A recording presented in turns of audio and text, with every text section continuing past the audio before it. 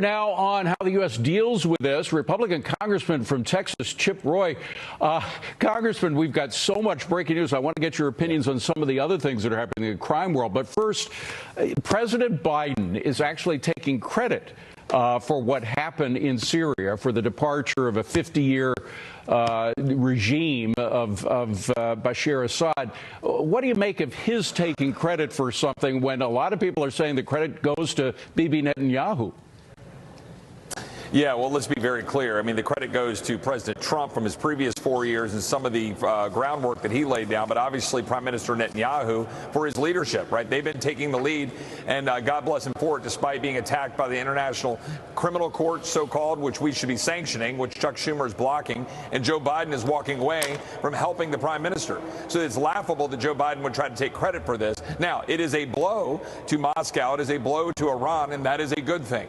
But when you have a vacuum, which we now have in Syria, we now need exceptional leadership out of the Trump administration, which we will get, to make sure that our interests are being protected, as are the interests of Israel. Because the chaos is a direct result of the Biden's administration's fecklessness. That's what you saw in South Korea. That's what you're seeing around the world. But the world is now adjusting to the fact that President Trump is coming back into power, and that is a good thing. We just need to stand by Israel, but we don't need to be sending money into Syria wantonly to allow just continued conflict.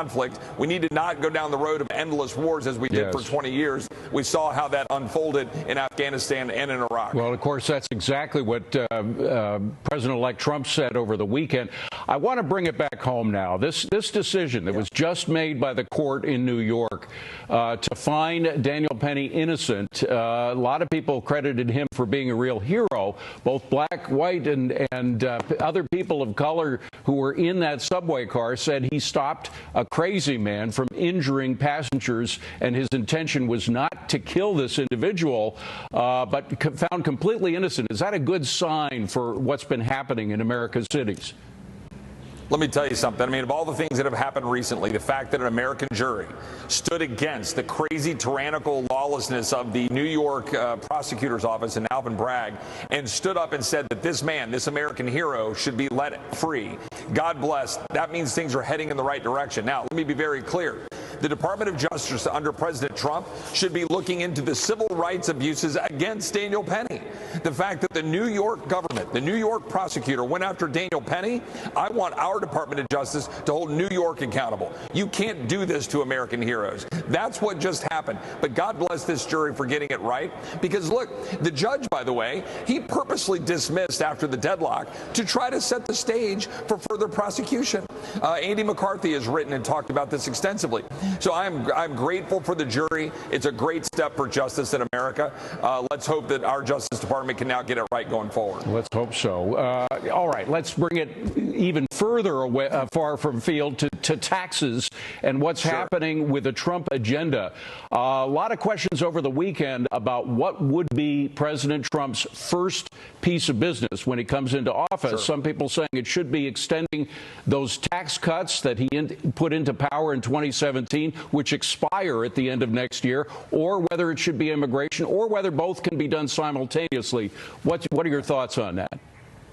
Yeah, David, look, I think they need to run on two parallel tracks. I think we need to deliver immediately, almost day one, within the first week or two of the president's administration, on border security. Yes, he can do a lot of it by executive order, but he needs resources at ICE and Border Patrol to undo the damage that the Biden administration has inflicted on the American people. We need to secure the border, and we need to immediately remove and repatriate millions of people who have been dumped into the United States. That takes resources on day one. We can't wait. Tax policy, you and I agree. We must ensure that we do not raise taxes on the American people, and we won't. We should run in parallel, work together with Jason Smith, the Senate and the House, work with the administration, and deliver on good tax policy while also ensuring our deficits go down.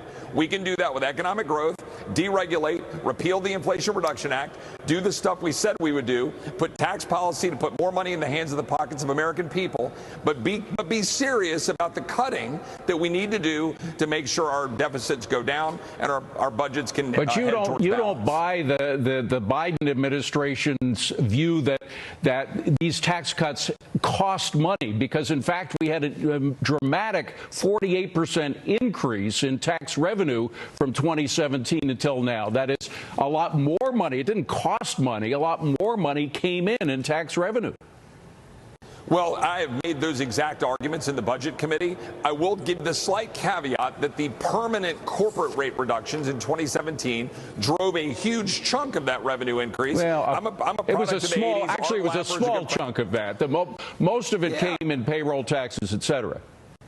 Well, it did, but we also had the corporate rate reductions create a lot of the economic growth, as did an important part of the ones expiring are the pass-through tax changes, yes, and as well as R&D and expensing. Yes. Those need to be dealt with. But the child tax credit is really expensive.